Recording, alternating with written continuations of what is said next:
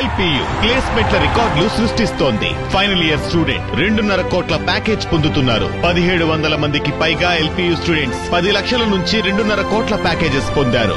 విద్యా విప్లవం ప్రారంభమైంది లవ్లీ ప్రొఫెషనల్ యూనివర్సిటీలో. ఏపీలో ప్రభుత్వ ఉపాధ్యాయులకు వేతనాల వెతలు ప్రారంభం కానున్నాయి.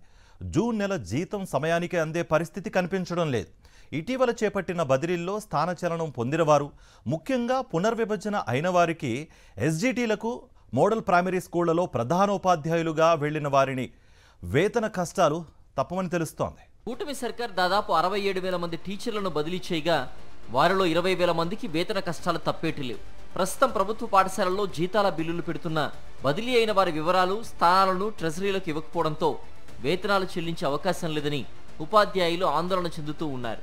సాధారణంగా ఉద్యోగుల వేతనాలు స్థానిక ట్రెజరీ ద్వారా చెల్లిస్తారు. ఒక ఉద్యోగి బదిలీ అయ్యి కొత్త ప్రాంతంలో బాధ్యతలు చేపట్టినప్పుడు మారిన ప్రాంతంలోని ట్రెజరీకి ప్రభుత్వం ఉద్యోగుల వివరాలు పంపాలి. ముఖ్యంగా క్యాడర్ స్ట్రెంత్ కూడా అప్డేట్ చేసి సిఎఫ్ఎంఎస్ నుంచి పొజిషన్ ఐడీలు పంపాలి. కానీ ఇటీవల జరిగిన బదిలీలు అంతా గందరగోళంగా సాగాయి. దాదాపు 5,000 మంది స్కూల్ అసిస్టెంట్స్ను ఎంపీఎస్ హెచ్ఎంలుగా పంపించారు. 5,000 మందికి గ్రేడ్ 2 హెచ్ఎంలుగా స్థానచలనం కల్పించారు. మరికొందరికి బదిలీ చేశారు. ఎస్జిటీలు సర్ప్లస్ అయ్యారు. వీరంతా సుమారు 20,000 మందికి పైగా ఉన్నట్లు తెలుస్తోంది. ఇక బదిలీ అయిన ప్రాంతంలో చేరిపోయిన ఉపాధ్యాయులను పాత పోస్టులో రిలీవ్ చేయకపోతే అక్కడే పనిచేయాలని విద్యాశాఖ ఆదేశించింది. దీంతో వారు కొత్త పోస్టులో ఛార్జ్ తీసుకుని తిరిగి పాత పోస్టులోనే కొనసాగుతున్నారు. ప్రస్తుతం విద్యాశాఖ అధికారులు యోగా డే నిర్వహణలో బిజీగా ఉండడంతో బదిలీ అయిన వారి సిఎఫ్ఎంఎస్ వివరాలను ట్రెజరీ విభాగానికి అందించలేదని తెలుస్తోంది.